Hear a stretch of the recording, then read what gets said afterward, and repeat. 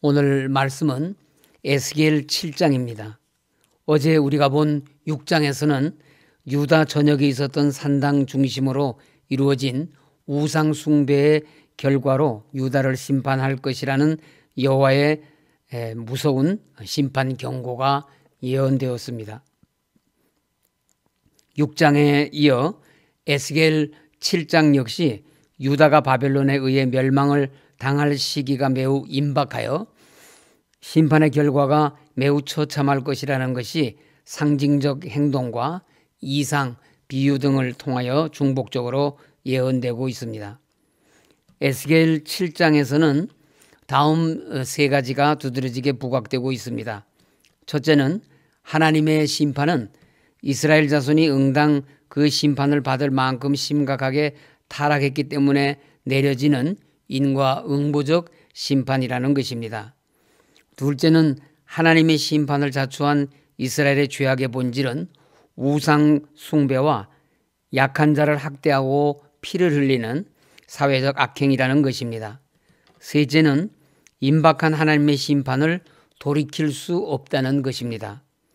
하나님께서 심판하시기로 작정하시면 어느 누구도 어떤 모양과 방법으로도 하나님의 준엄하신 심판을 피할 수가 없다는 것입니다.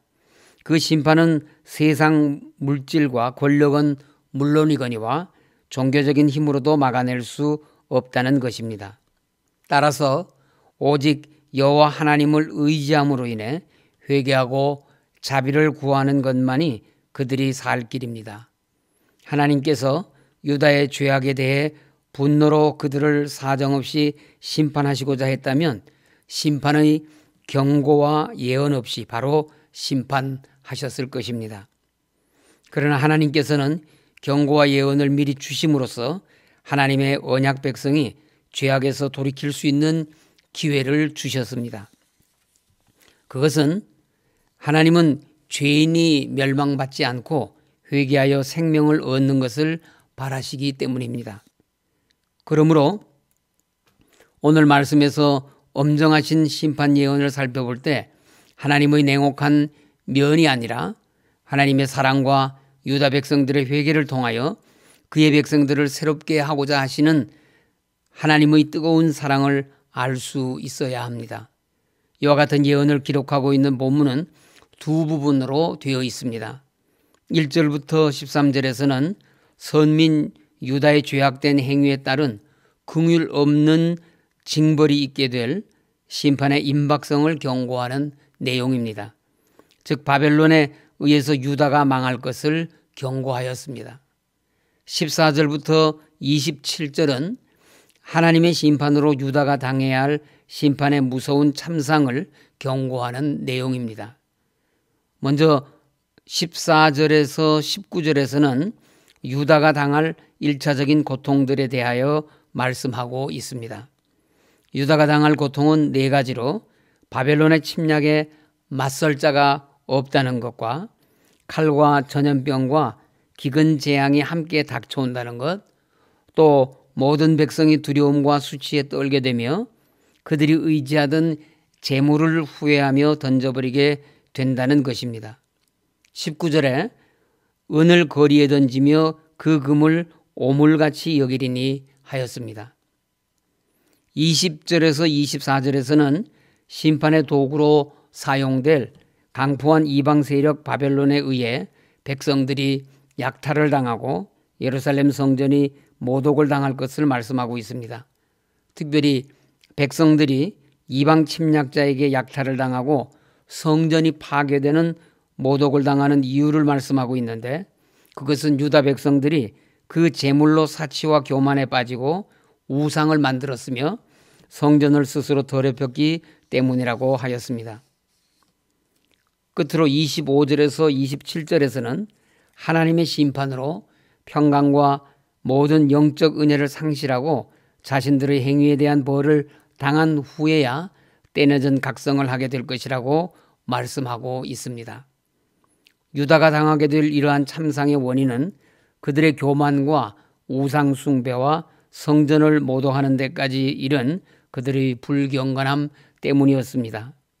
다시 말해서 하나님의 백성들이 고통과 위기를 당하는 것은 그들 자신의 죄악과 하나님과의 관계가 깨어진 데 그 원인이 있는 것입니다.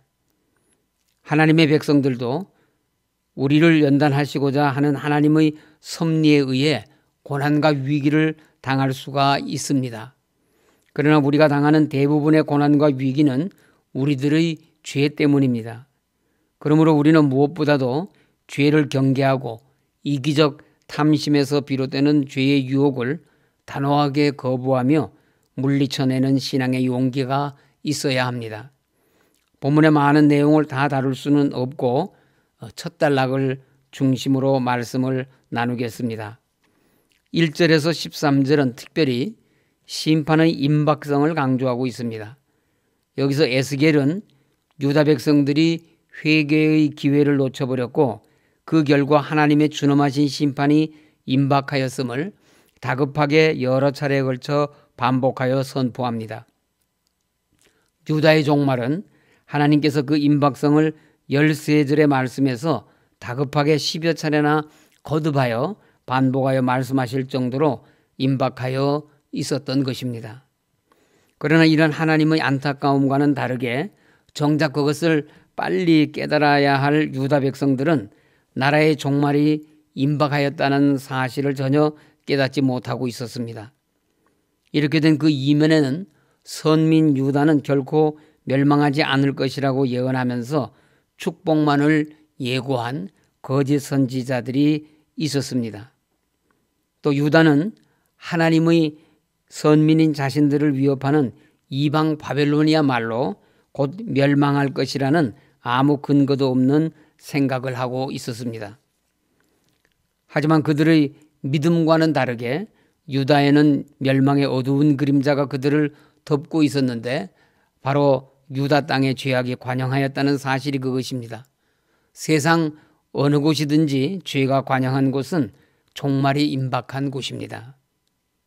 2절을 보시면 하나님께서 죄로 가득한 이스라엘 땅에 끝났도다, 이 땅 사방의 일이 끝났도다 하시며 심판이 임박했음을 선언하십니다.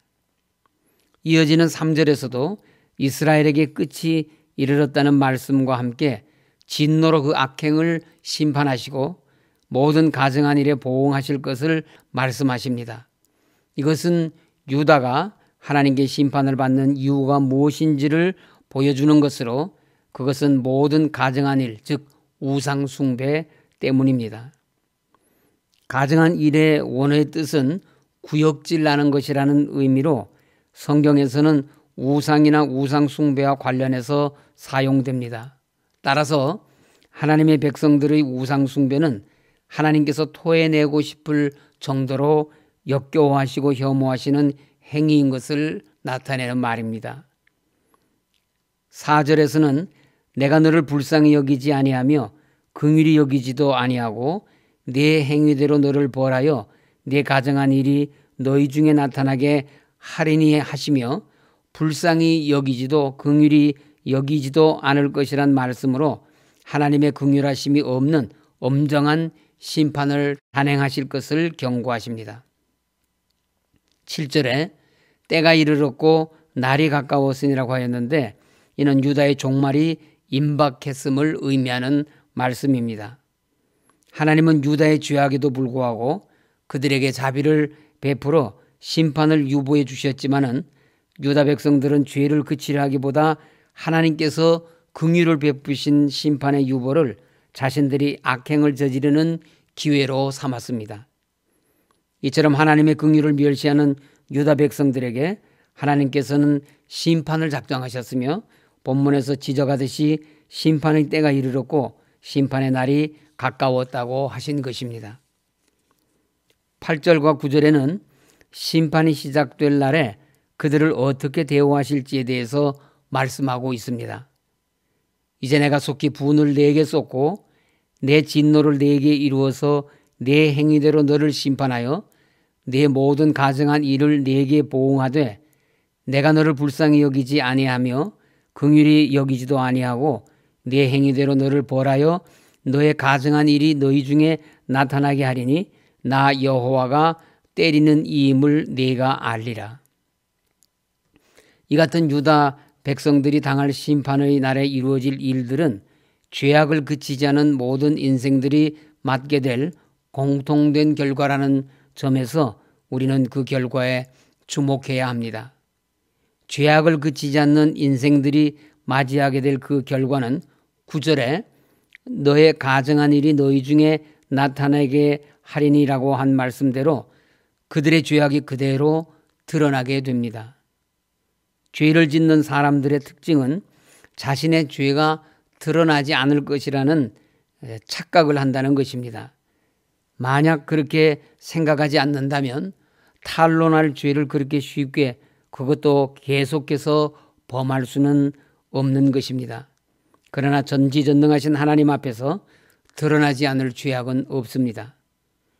또 그 행위대로 심판을 받게 됩니다. 하나님께서 반복하여 내 행위대로 심판할 것이라고 말씀하십니다. 하나님 앞에서 회개하지 않는 죄악의 끝은 그 행위대로 벌을 받게 되는 것입니다. 세상에서 평생을 죄악 가운데 살았으면서도 안락한 삶을 살았다 할지라도 그 마지막은 하나님의 심판대 앞에서 그 행위대로 벌을 받게 될 것입니다. 긍휼없는 심판을 받게 됩니다. 9절에 내가 너를 불쌍히 여기지 아니하며 긍휼히 여기지도 아니하고라고 지적하는 것도 이 때문입니다. 하나님께서는 죄인들에게 충분한 회개의 기회를 주십니다. 그것은 우리 죄인들에 대한 하나님의 긍휼과 사랑의 표현입니다. 그러나 끝까지 고집하고 회개하지 않는 자들에게는 더 이상 긍휼을 베푸시지 않습니다. 그들은 더 이상 회개할 기회를 얻지 못하고 그 죄악의 행위대로 심판을 받게 됩니다. 긍휼없는 하나님의 심판대 앞에서 자신의 죄를 심판받아야 합니다. 말씀을 마치겠습니다. 우리는 지금 당장 하나님의 심판이 임하지 않는다고 해서 죄 가운데 머물러 있어서는 안 됩니다. 모든 죄악은 그 끝이 있게 마련입니다. 그리고 그 죄의 끝에 죄인은 하나님의 심판대 앞에서 심판을 받게 됩니다. 우리 모두는 이 사실을 기억하여 죄를 멀리하고 지은 죄를 회개하여서 걸어가신 하나님의 백성으로서의 거룩함을 지켜나가시기를 바랍니다. 하나님의 심판은 엄중하고 공의롭다는 것을 늘 기억하셔서 오늘도 하나님의 심판대 앞에 설 그날을 준비하며 사는 신실한 믿음의 소유자들이 다 되시기를 바랍니다. 아멘. 기도하겠습니다. 하나님 아버지, 하나님께서 저희들에게 자비와 긍휼을 베풀어 주실 때 저희들이 회개하고 하나님께로 돌아와서 하나님만을 온전히 받들어 섬길 수 있도록 인도하여 주시옵소서. 하나님 아버지, 하나님께서 몸 되신 우리 서울교회를 회복시켜 주신 은혜를 감사드립니다. 그 모든 어려운 가운데서도 마침내 하나님께서 저희들에게 하나님의 승리를 보여주셨사오니 늘 주님과 동행하는 우리 서울교회 모든 성도들이 다 될 수 있도록 인도하여 주시옵소서. 흩어져 있던 모든 성도들 주님 몸 되신 교회로 돌아오게 하시고 마음과 뜻을 합하여서 하나님께 영광을 온전히 올려드릴 수 있는 저희 모두가 될 수 있도록 인도하여 주시옵소서. 하나님 아버지, 이 어려운 때에 저희들과 함께해 주신 하나님께서 새해에는 더욱더 함께해 주시어서 교회가 목회적으로나 행정적으로나 모든 것이 더 잘 정비되어서 교회가 부흥하고 성장할 수 있도록 주님 인도하여 주시옵소서. 교회에 남아있는 송사들 하나님께서 함께해 주시옵시고 바른 판결을 통하여서 주님 몸 되신 교회가 더욱 든든하게 세워질 수 있도록 우리 주님 함께하여 주시옵소서. 이 나라와 민족을 불쌍히 여겨 주시옵시고 하나님께서 세우신 나라이오니 이 나라가 하나님의 뜻을 따라서 공의와 정의가 행해지는 복된 나라로 세워질 수 있도록 인도하여 주시옵소서. 하나님 아버지, 코로나19로 인하여서 많은 어려움 가운데 처해 있는 우리 국민들을 불쌍히 여겨 주시옵시고 속히 코로나19가 소멸되게 하시고 그리하여서 온 국민들이 참으로 감사와 기쁨으로 각자에게 주어진 모든 일들을 잘 감당할 수 있도록 하나님 인도하여 주시옵소서. 특별히 나누어져 있는 국론을 주님 하나 되게 하시고 주님 안에서 복음화된 통일 조국이 이루어져서 세계를 향하여 복음을 들고 나아가고 전하는 복된 나라와 민족 될 수 있도록 주님께서 인도하여 주시옵소서. 원로 목사님 더욱 강건케 하여 주시고 온전하게 회복되셔서 주님 앞에 맡겨주신 사명 잘 감당하실 수 있도록 인도하여 주시옵소서. 병상에 계신 많은 환우들 하나님께서 눈동자와 같이 지켜주시고 주님 찾아가 주셔서 속히 회복될 수 있는 은혜를 베풀어 주시옵소서. 흩어져 있는 우리 모든 성도들 국내외 어느 곳에 있든지 오늘도 주님과 동행하게 하시고 또 유학 중이며 군 복무 중인 자녀들 하나님께서 눈동자와 같이 지켜주시고 입시를 위해서 취업을 위해서 하나님께 기도하고 있는 우리의 자녀들의 나아갈 길을 주님 형통하게 인도하여 주시옵소서. 하나님 아버지 저희들의 모든 가족들 오늘도 주님의 손안에서 붙들어 주시고 인도하여 주시옵기를 원하오며 예수님 이름으로 기도드립니다. 아멘. 하늘에 계신 우리 아버지, 아버지의 이름을 거룩하게 하시며 아버지의 나라가 오게 하시며 아버지의 뜻이 하늘에서와 같이 땅에서도 이루어지게 하소서. 오늘 우리에게 일용할 양식을 주시고 우리가 우리에게 잘못한 사람을 용서하여 준 것 같이 우리 죄를 용서하여 주시고 우리를 시험에 빠지지 않게 하시고 악에서 구하소서. 나라와 권능과 영광이 영원히 아버지의 것입니다. 아멘.